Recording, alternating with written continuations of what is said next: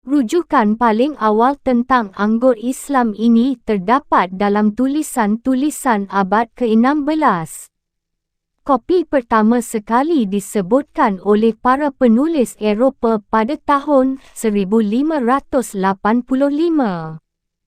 Di antara pohon-pohon di gurun pasir terdapat beberapa spesies pohon akasia, termasuk F dan Gada, yang menghasilkan minyak hitam unggulan. Spesies lainnya, Tal, menghasilkan getah Arab. Gurun pasir juga menghasilkan sam, biji-bijian yang menghasilkan tepung untuk membuat bubur, serta jamur hitam kecoklatan dan alsana, sejenis tanaman obat yang banyak dicari. Di antara tanaman yang dibudidayakan, anggur dibawa dari daratan Suriah pada abad ke-4 Masehi, bisa dijumpai di Taif, dan menghasilkan minuman beralkohol yang dikenal dengan sebutan Nabis al-Zabib. Meski demikian, arak yang banyak didendangkan oleh para penyair Arab merupakan produk impor dari Hauran dan Libanon. Pohon zaitun yang berasal dari Suriah tidak dikenal di Hijaz. Produk lainnya dari oasis-oasis Arab adalah delima, apel, aprikot, kacang almond, jeruk, lemon, tebu, semangka, dan pisang. Orang-orang Nabasia dan Yahudi mungkin merupakan bangsa pertama yang memperkenalkan tanaman buah-buahan itu dari utara. Ada satu jenis tumbuhan yang menjadi primadona pertanian di semenanjung Arab, iaitu kurma. Buah kurma sangat dikenal luas di dunia, banyak diminati dan bernilai tinggi. Dimakan bersama susu, buah kurma merupakan makanan utama orang-orang Badui dan di samping daging unta, merupakan satu-satunya makanan padat mereka. Minuman dari buah kurma yang diperam disebut nabis, dan sangat disukai. Biji buah kurma yang ditumbuk dapat dibuat menjadi makanan unta. Memiliki dua benda hitam, iaitu air dan kurma, merupakan impian setiap orang Badui. Nabi diriwayatkan pernah bersabda, "Hormatilah bibi kalian," iaitu pohon kurma yang diciptakan dari tanah yang sama dengan Adam. Para penulis Arab menyebutkan 100 jenis kurma yang terdapat di Madinah dan sekitarnya. Ratu tumbuhan Arab ini dibawa dari utara, iaitu dari Mesopotamia, tempat pohon kurma menjadi tumbuhan penting yang menarik minat leluhur manusia. Kosakata bahasa Arab di Najd dan Hijaz tentang pertanian, misalnya bal, tanaman tadah hujan, akka, pembajak tanah, dan sebagainya, menunjukkan bahawa kata-kata itu diambil dari kosakata bangsa Semit Utara, terutama bangsa Aramia. Dalam dunia fauna dikenal beberapa kosakata seperti namir, panther, fahad, macan tutul, hiena, serigala, rubah, dan kadal-kadalan, khususnya aldab. Singa yang sering dikutip oleh para penyair kuno di semenanjung Arab, kini sudah punah. Beberapa spesies monyet dapat ditemukan di Yaman. Di antara burung pemangsa, ukap, elang, hubara, nasa, rajawali, elang besar, dan burung hantu, bisa ditemukan di semenanjung. Burung gagak sangat banyak jumlahnya. Burung yang paling popular adalah hudhud, camar si penyanyi, bulbul, merpati, dan satu spesies burung puyuh yang dikenal dalam literatur Arab dengan nama al-kata. Hewan yang paling banyak dipelihara adalah unta, keledai, anjing penjaga, anjing pemburu, kucing, domba, dan kambing. Menurut cerita, keledai dibawa dari Mesir setelah masa hijrah Nabi. Gurun pasir juga melahirkan beberapa spesies baru belalang yang menjadi santapan orang-orang Badui dengan cara dibakar kemudian dibubuhi garam. Wabak belalang biasanya muncul setiap 7 tahun sekali. Menurut cerita orang banyak, binatang reptil yang terdapat di Nufut adalah sejenis ular berbisa. Lawrence menceritakan pengalamannya yang menegangkan ketika menangani ular di Wadi Al-Sirhan. Hewan lain yang dikenal luas dalam literatur Islam adalah kuda. Hewan ini termasuk hewan yang paling belakangan diperkenalkan kepada bangsa Arab kuno. Hewan ini belum dikenal oleh orang-orang Semit terdahulu. Sebagai hewan peliharaan pada awal zaman klasik di timur Laut Kaspia yang dikembangbiakkan oleh para penggembala nomad Indo-Eropah, kuda baru belakangan dibawa dalam jumlah besar oleh orang-orang Kasid dan Hitti, dan dari sanalah sekitar 2 abad sebelum Masehi kuda dibawa ke Asia Barat. Dari Suriah, kuda diperkenalkan ke semenanjung Arab sebelum abad pertama Masehi. Di sanalah hewan itu memiliki kesempatan yang paling baik untuk menjaga kemurnian darahnya, terbebas dari percampuran keturunan. Orang-orang Hyksos membawa jenis kuda itu dari Suriah ke Mesir, sementara orang-orang Lydia membawanya dari Asia Kecil ke Yunani, yang disakralkan oleh bangsa Fidia di kuil Parthenon Athena. Dalam catatan bangsa Mesir, Assyria, Babilonia dan Persia awal, diceritakan bahawa orang-orang Arab terdahulu merupakan para penunggang unta, bukan pengendara kuda. Unta, bukan kuda, dijadikan upeci dari bangsa Urbi Romawi untuk bangsa Assyria, bangsa penakluk. Tentara Xerxes yang hendak menyerbu Yunani menyebutkan bahawa bangsa Arab menunggangi unta. Strabo kemungkinan atas perintah temannya Aelius Gallus, seorang jenderal Romawi yang menduduki kawasan Arab pada akhir 24 SM, menyangkal keberadaan kuda di semenanjung ini. Karena ketenarannya dalam bentuk fisik, daya tahan, kecerdasan dan kepatuhan kepada pemiliknya, kuda keturunan Arab dikenal oleh orang-orang Barat sebagai keturunan kuda unggulan. Pada abad ke-8, orang-orang Arab membawa jenis kuda itu ke Eropah melalui Spanyol, yang melahirkan kuda keturunan Berber dan Andalusia. Selama periode Perang Salib, kuda Inggris dikawinkan silang dengan kuda-kuda Arab.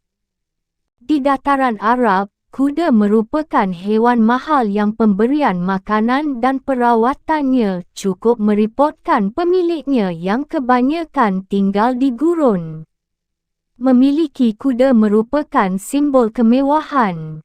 Keistimewaan utama kuda adalah kecepatannya yang sangat diperlukan dalam serbuan kilat yang menjadi tradisi orang-orang Badui.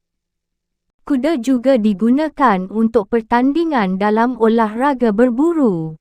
Di perkampungan Arab, di tengah musim kemarau ketika air sangat langka didapatkan, seorang anak kecil akan dibiarkan menangis kehausan, sementara orang tuanya yang memiliki kuda akan menuangkan air terakhir ke dalam sebuah wadah untuk diminumkan kepada kudanya.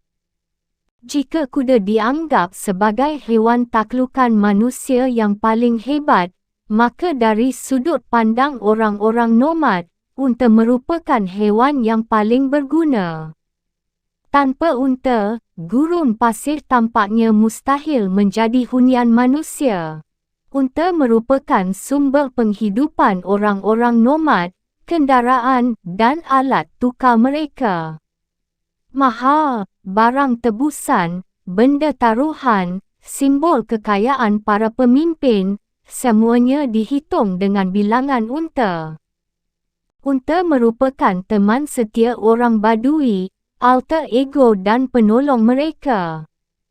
Orang Badui meminum air susunya, yang diberikan juga untuk hewan ternak mereka, memakan dagingnya, menutupi tubuh mereka dengan kulitnya, dan membuat tenda dari bulunya.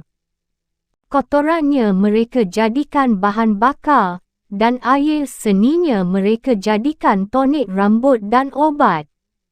Bagi orang-orang Badui, unta lebih dari sekedar bahtera gurun, ia merupakan karunia Tuhan.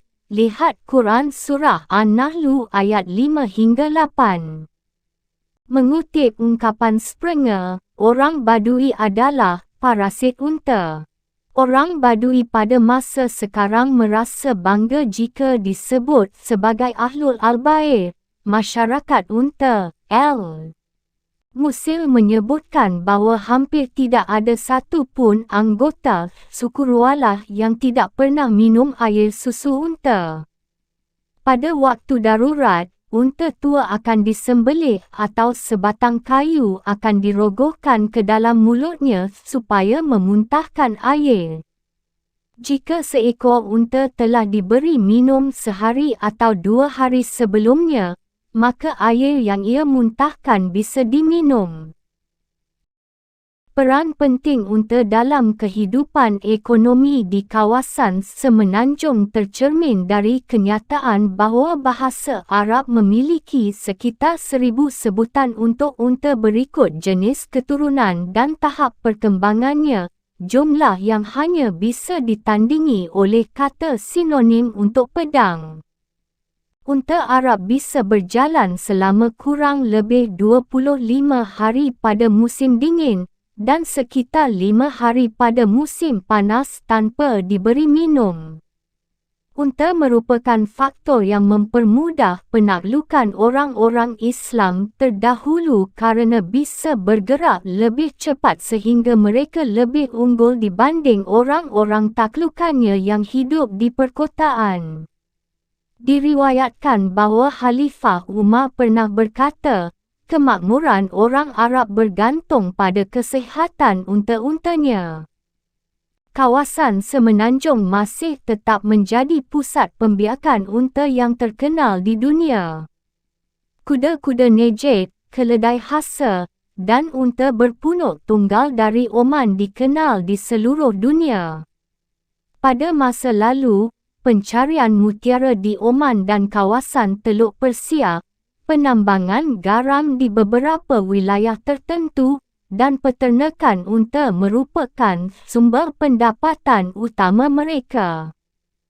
Tetapi sejak dimulainya eksplorasi ladang minyak pada tahun 1933, aktivitas besar-besaran yang terkait dengan industri perminyakan telah menjadi sumber pendapatan terbesar.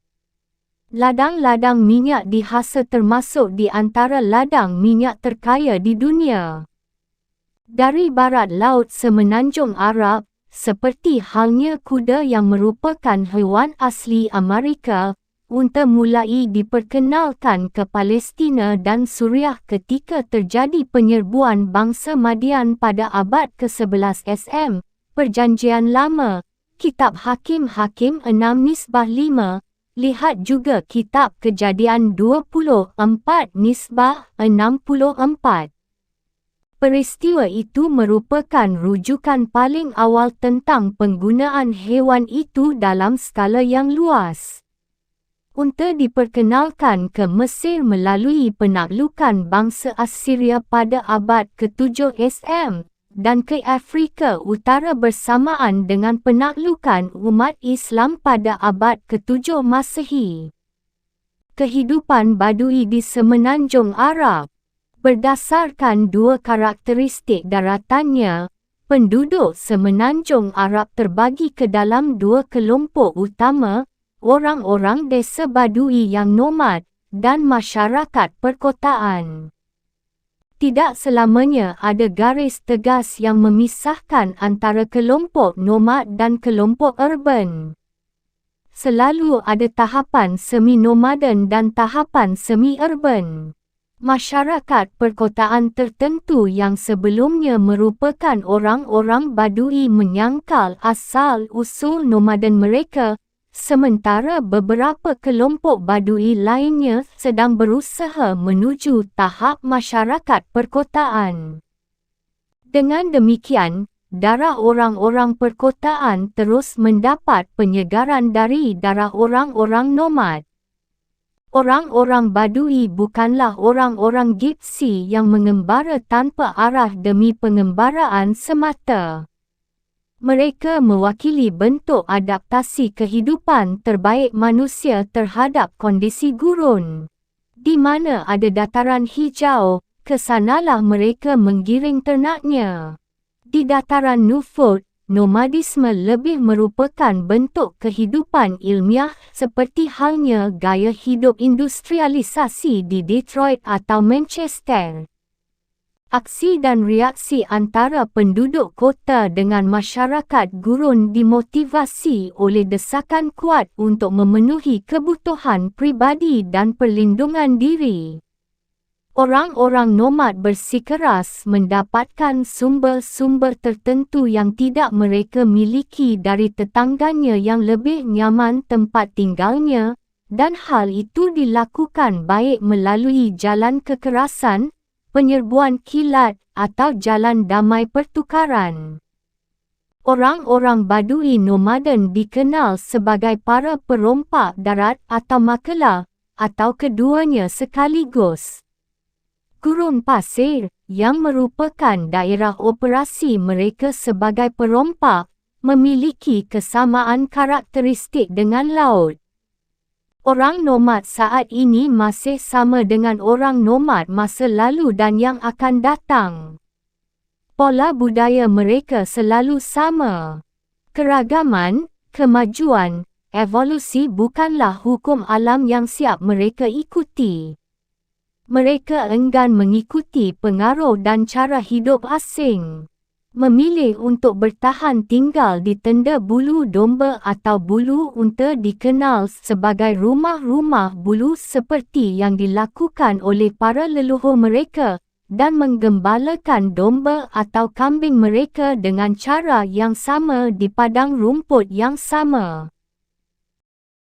Pembiakan domba dan unta, dan dalam batas tertentu juga pembiakan kuda, berburu dan menyergap, merupakan pekerjaan utama mereka, dan bagi mereka, dianggap sebagai satu-satunya pekerjaan terhormat kaum laki-laki. Pertanian juga semua bentuk perdagangan dan kerajinan tangan dipandang akan menurunkan derajat mereka.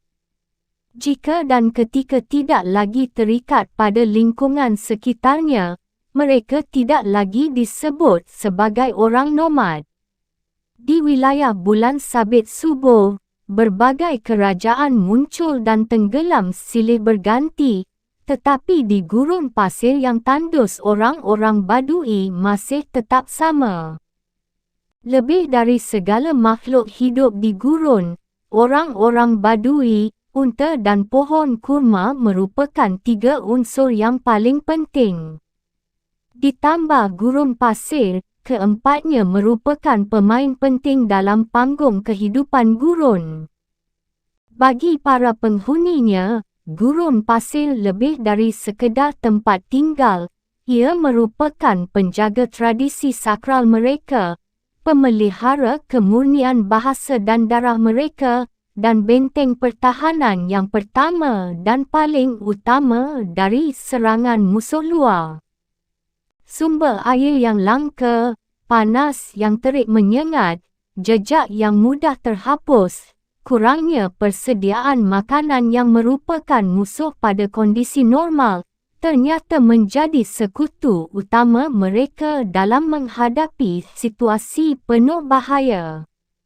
Karena itu, tidak menghairankan jika orang-orang Arab sangat enggan menundukkan kepalanya pada kendali bangsa asing. Kesinambungan, kehidupan yang monoton, dan kegersangan gurun tercermin dengan baik dalam karakteristik fisik dan mental orang-orang Badui. Secara anatomis, mereka merupakan kumpulan jaringan saraf, tulang dan otot. Kegersangan tanah mereka tercermin dalam tampilan fisik mereka. Makanan harian mereka adalah buah kurma dan beragam panganan dari tepung atau jagung bakar yang dicampur dengan air atau susu. Pakaian mereka juga sama sederhananya dengan menu makanan mereka, jubah panjang yang dilengkapi dengan ikat pinggang dan busana atas yang modelnya telah dikenal luas. Kepala mereka ditutup dengan sebuah penutup kepala yang diikat dengan seutas tali. Mereka jarang mengenakan celana panjang dan alas kaki.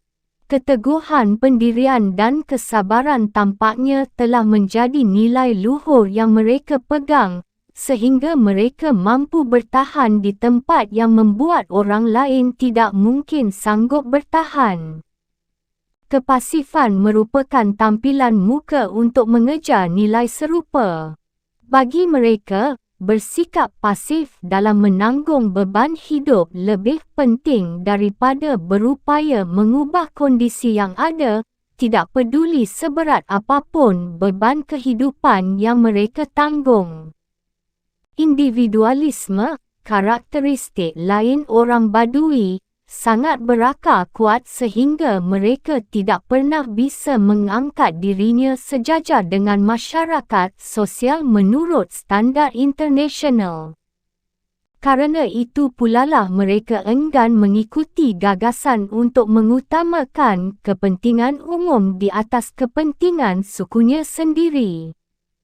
Disiplin bentuk penghormatan terhadap ketertiban dan otoritas, bukan nilai yang popular di tengah kehidupan gurun. Wahai Tuhanku, berikanlah rahmat-Mu kepadaku dan kepada Muhammad, dan jangan Engkau berikan kepada selain kami. Demikian doa yang dilantunkan oleh seorang Badui. Sejak masa Ismail, seorang Arab memusuhi semua orang, dan setiap orang saling bermusuhan satu sama lain. Salah satu fenomena penting yang dimunculkan oleh pola relasi antar suku di kawasan Semenanjung Arab adalah maraknya peristiwa pembegalan atau perombakan terhadap kafilah atau perkemahan suku lain. Serbuan kilat atau razia, bila tidak dipandang sebagai organisasi bandit liar, dibentuk berdasarkan kondisi sosial ekonomi kehidupan gurun hingga menjadi semacam institusi sosial. Razia dan perombakan merupakan fondasi struktur ekonomi masyarakat Badui penggembala. Di kawasan gurun pasir, tempat semangat peperangan dianggap sebagai kondisi mental yang kronis, serangan kilat merupakan salah satu dari beberapa pekerjaan laki-laki. Suku-suku Kristen, seperti Bani Taglib, juga mempraktikkan kebiasaan itu secara terang-terangan. Seorang penyair pada masa Umayyah, Al-Qutami, mengungkapkan prinsip yang menuntun kehidupan semacam itu dalam dua bait syairnya. Pekerjaan kita adalah menyerang musuh, tetangga dan saudara kita sendiri. Jika kita tidak menemukan orang lain untuk kita serang kecuali saudara kita sendiri. Kini di Arab Saudi bentuk-bentuk penyerangan semacam itu termasuk tindakan yang melanggar hukum. Menurut aturan-aturan main yang berlaku dan gawas merupakan sejenis olahraga kebangsaan, tidak boleh ada pertumpahan darah dalam gawas, kecuali dalam keadaan yang sangat mendesak. Gawas berhasil mengendalikan jumlah orang-orang yang perlu diberi makan, meskipun tidak pernah bisa meningkatkan jumlah ketersediaan cadangan makanan. Sebuah suku yang lemah atau pemukiman di perkotaan yang terletak di perbatasan akan membeli perlindungan dengan memberikan sejumlah barang kepada suku yang lebih kuat. Praktik ini dikenal dengan sebutan kuah. Gagasan tentang gawas beserta terminologinya diadopsi oleh orang-orang Arab untuk melangsungkan penaklukan Islam. Meski demikian, prinsip keramah tamahan hingga taraf tertentu mampu meredam kebengisan praktik gawas. Dalam tata pergaulan sosial, meskipun dikenal sebagai orang yang keras dan kejam pada musuhnya, orang Badui merupakan sahabat yang setia dan pemurah.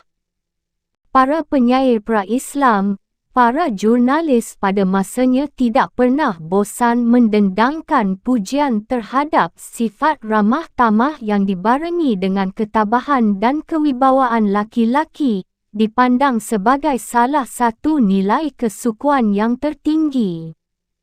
Persaingan tajam untuk mendapatkan air dan padang rumput, yang merupakan unsur utama pemicu konflik, membelah masyarakat gurun menjadi beragam suku yang gemar berperang, tetapi kesadaran bersama untuk saling membantu dalam menghadapi kondisi alam yang keras dan tidak bersahabat telah menumbuhkan kepentingan bersama untuk menjalankan satu tugas suci, bersikap ramah dalam menyambut tamu.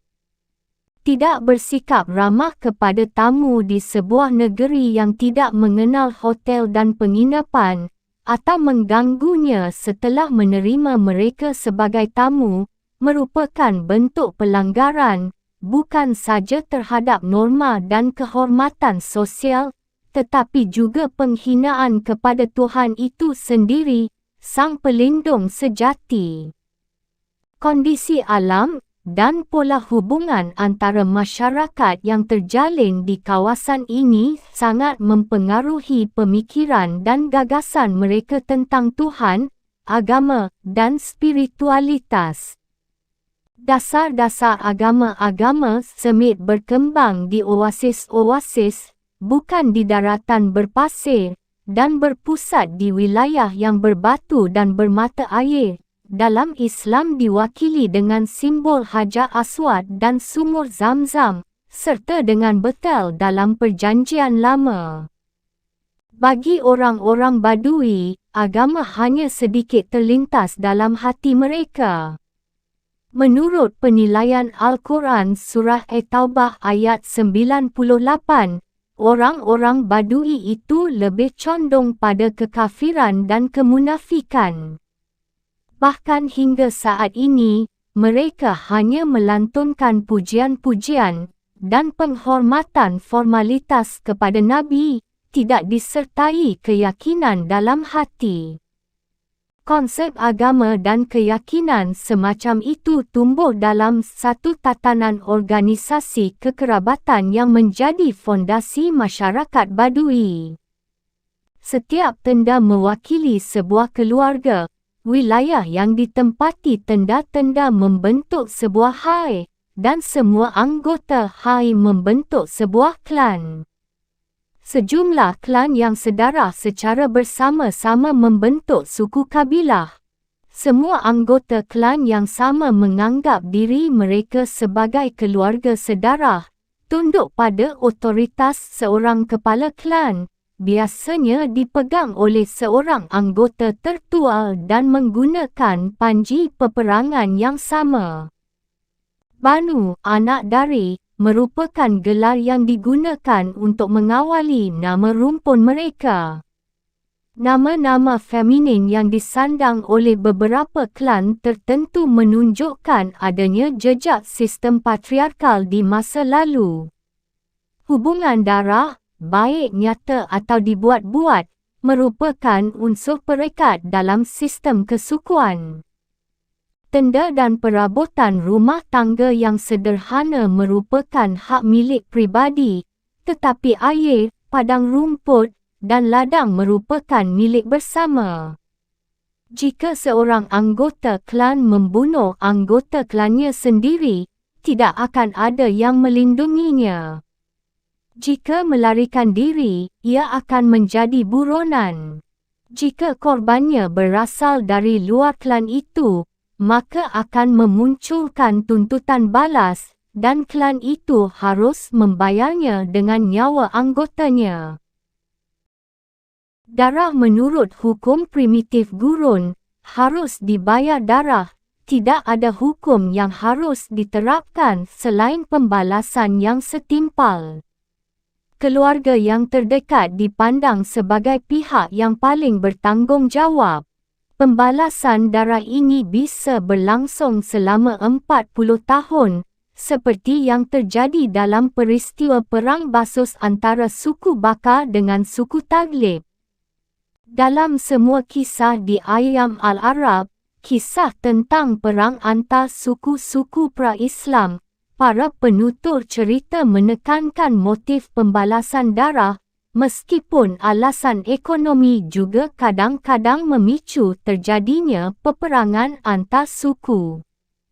Selain tuntutan yang setimpal, kadang-kadang pengganti darah, diah atau denda, juga bisa diterima. Saking kuatnya ikatan keluarga dan kekerabatan suku, bagi orang Badui tidak ada musibah paling hebat dan paling menyakitkan selain putus keanggotaan dengan sukunya. Seseorang yang tidak menjadi anggota suku manapun, di sebuah negeri yang menganggap orang asing sebagai musuh, mirip dengan orang yang tidak memiliki tanah pada masa feodalisme di Inggris, praktis tidak berdaya. Statusnya sama dengan seorang buronan, benar-benar tanpa perlindungan dan keselamatan.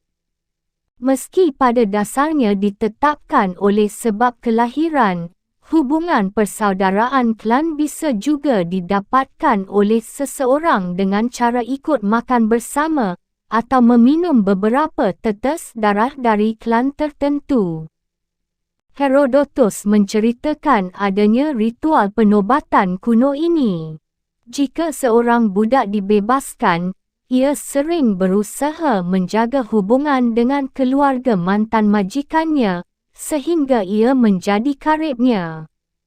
Seorang pendatang bisa memperoleh hubungan semacam itu dan disebut sebagai orang yang dilindungi.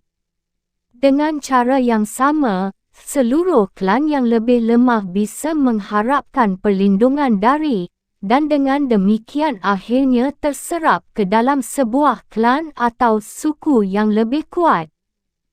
Klan Tai, Ghathafan, Taglib, dan sebagainya, merupakan konfederasi suku Arab Utara yang memainkan peranan penting dalam sejarah, dan keturunannya masih tetap bertahan hingga kini di negara-negara berbahasa Arab.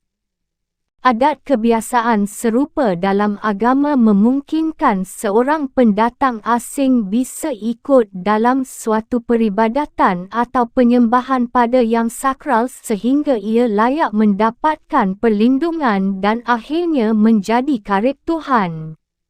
Hingga masa sekarang, para jemaah haji yang pergi ke Mekah disebut sebagai para tamu Tuhan, dan para pelajar yang belajar di Masjid Al-Haram di Mekah atau masjid-masjid besar lainnya disebut sebagai tetangga Tuhan. Kuatnya semangat dan ikatan kesukuan memunculkan satu jenis semangat yang dikenal dengan sebutan asyabiah, semangat kesukuan. Ia mengisyaratkan loyalitas sukarela dan tanpa syarat kepada anggota klannya dan secara umum mirip dengan patriotisme yang bersifat fanatik dan chauvinistik. Setialah kepada suku kalian, ucap seorang penyair. Pengakuan kepada para anggotanya cukup kuat sehingga dapat memaksa seorang suami menyerahkan isterinya. Partikularisme yang tumbuh kokoh dalam klan ini, ketika sikap individualisme setiap anggota klan diagungkan, memandang bahawa klan atau suku merupakan unit yang berdiri sendiri, swasembada dan absolut, serta memandang klan atau suku lainnya sebagai mangsa dan sasaran yang sah untuk dihina dan dibunuh. Islam memanfaatkan sistem kesukuan ini untuk tujuan militer. Islam membagi prajuritnya ke dalam sejumlah unit yang didasarkan atas garis kesukuan, membentuk koloni di wilayah-wilayah taklukan dan memperlakukan anggota baru dari suku taklukannya sebagai karib. Watak anti-sosial dari individualisme dan asabiah ini masih tetap menjadi ciri khas bangsa Arab hingga saat mereka berkembang setelah kelahiran Islam dan merupakan salah satu faktor penting yang menyebabkan perpecahan dan kehancuran total berbagai kerajaan Islam. Setiap klan dipimpin oleh seorang kepala yang disebut Syekh. Tidak seperti kesan yang ditimbulkan dalam filem-filem Hollywood, seorang syekh merupakan anggota senior dalam klannya. Kepemimpinannya tercermin dalam wejangan-wejangannya yang bijak, sikapnya yang pemurah dan pemberani. Senioritas dari segi usia dan kualifikasi individual menjadi acuan utama dalam penentuan seseorang layak menjadi syekh atau tidak. Dalam persoalan hukum, militer, dan kepentingan bersama, seorang syekh bukanlah pemilik otoritas absolut. Ia harus berkonsultasi dengan dewan suku yang terdiri atas para kepala keluarga. Jabatannya sebagai syekh berlangsung selama dikehendaki oleh para anggota suku. Orang Arab secara umum dan orang Badui secara khusus terlahir sebagai seorang demokrat. Ia berhadapan dengan syekhnya dalam kedudukan yang setara. Masyarakat di tempat tinggalnya memandang rendah segala sesuatu. Gelar Malik atau Raja tidak pernah digunakan oleh orang-orang Arab kecuali ketika merujuk pada penguasa-penguasa asing, khususnya Wangsa Ghassan dan Hirah yang telah dipengaruhi Romawi dan Persia. Raja-raja Wangsa Kindah dikecualikan dari aturan ini. Tapi selain berwatak demokratis, orang-orang Arab juga berwatak aristokrat. Ia memandang dirinya sebagai perwujudan dari pola penciptaan unggulan. Baginya bangsa Arab adalah bangsa terbaik. Manusia yang berperadaban, menurut orang-orang Badui, adalah manusia yang kurang bahagia dan lebih rendah tingkatannya. Kemurnian darah, kefasihan bahasa, keindahan puisi, kekuatan pedang dan kudanya, dan yang paling penting, kemuliaan keturunannya merupakan kebanggaan utama orang Arab. Setiap orang sangat membanggakan garis keturunannya yang luar biasa, dan sering menyambungkan garis keturunannya itu hingga Adam. Selain orang Arab, tidak ada bangsa lain yang memandang genealogi setara dengan ilmu pengetahuan. Seorang wanita Badui, pada masa Islam atau pra-Islam, menikmati kebebasan yang lebih luas daripada sesamanya yang tinggal di perkotaan. Ia hidup dalam sebuah keluarga yang mempraktikkan poligami dan sistem perkahwinan yang memuja laki-laki. Setiap laki-laki merupakan tuan, tapi ia tetap bebas memilih calon suaminya dan meninggalkannya jika diperlakukan tidak patut. Kemampuan untuk berasimilasi dengan berbagai budaya lain, ketika mereka memiliki kesempatan, tampak jelas dalam perilaku putra-putra gurun. Kemampuan-kemampuan yang terpendam selama berabad-abad itu tampaknya terbangkitkan secara tiba-tiba, berkat stimulasi yang memadai, dan berkembang menjadi kekuatan yang dinamis. Di daerah bulan sabit subuh, kesempatan semacam itu terbentang luas. Bisa disebutkan di sini beberapa contoh, seperti Hammurabi yang muncul di Babilonia, Musa di Sinai, Zanubia di Palmyra, Philip Arab di Romawi atau Harun al-Rashid di Baghdad. Berbagai monumen telah dibangun, seperti monumen di Petra, yang masih mengundang kekaguman dunia. Kemajuan Islam yang fenomenal dan tanpa tanding hingga batas yang sangat besar didorong oleh kekuatan tersembunyi orang-orang Badui, yang dalam ungkapan Khalifah Umar, menyempurnakan Islam dengan bahan-bahan mentahnya. Bab 2. Hubungan internasional paling awal. Arab Selatan dan Arab Utara. Sejauh ini kita telah menggunakan istilah Arab untuk menyebut orang-orang yang tinggal di semenanjung tanpa melihat wilayah geografis mereka. Kini kita harus membedakan antara orang-orang Arab Selatan dan orang-orang Arab Utara, termasuk di dalamnya orang-orang Najd di Arab Tengah. Pemisahan wilayah itu secara geografis oleh gurun yang tanpa jejak ke dalam wilayah utara dan selatan terungkap dalam karakter orang-orang yang mendiami masing-masing wilayah itu. Orang-orang Arab Utara kebanyakan merupakan orang-orang nomad yang tinggal di rumah-rumah bulu di Hijaz dan Najd. Orang-orang Arab Selatan kebanyakan adalah orang-orang perkotaan, yang tinggal di Yaman, Hadramaut dan di sepanjang pesisirnya. Orang-orang Arab Utara berbicara dengan bahasa Al-Quran, bahasa Arab paling unggul. Sementara orang-orang Selatan menggunakan bahasa Semit kuno, Sabaia atau Himyar, yang dekat dengan bahasa Ethiopia di Afrika. Keduanya termasuk ke dalam ras Mediterania dolichocephalic, yang artinya berkepala panjang. Tapi orang-orang sebelah selatan memiliki unsur pesisir yang cukup tegas, iaitu brachycephalic, yakni berkepala bulat, dengan rahang yang besar dan hidung membengkok, pelipis yang datar dan berambut lebat, karakteristik utama rumpun Armenoid Hitti, Ibrani.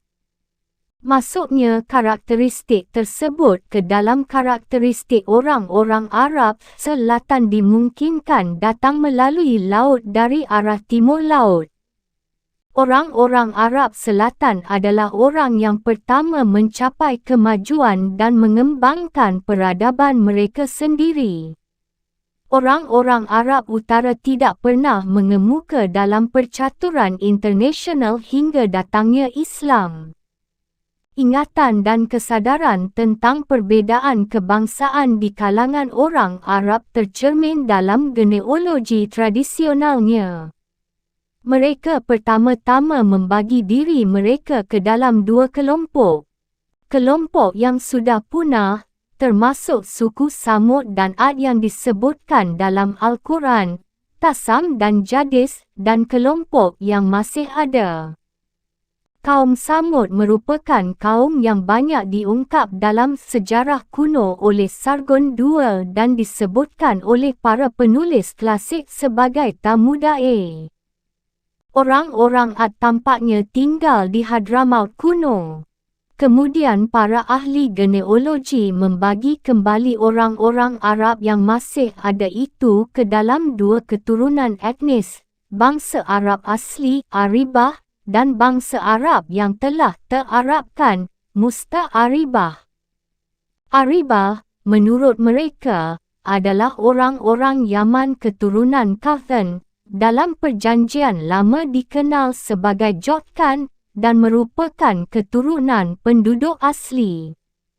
Mustaribah adalah orang-orang Hijaz, Najd, Nabasia, dan Palmyra, yang semuanya merupakan keturunan Adnan, anak cucu Ismail, dan telah mengalami naturalisasi di tanah Arab. Di suku Kaldan dan Adnan terdapat sisa-sisa perbezaan antara orang-orang Arab Selatan dan Utara.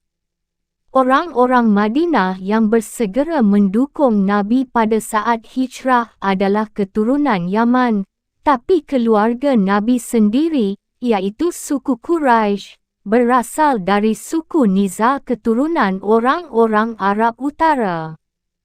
Orang-orang Ghassan di Suriah Timur dan Lakhmi di Hirah, Iraq adalah orang-orang Arab Selatan yang berdomisili di utara. Perbezaan antara dua keturunan Arab ini tidak pernah dapat dijembatani. Jurang pemisah yang berusia ratusan tahun ini semakin melebar, bahkan setelah Islam berhasil menyatukan bangsa Arab.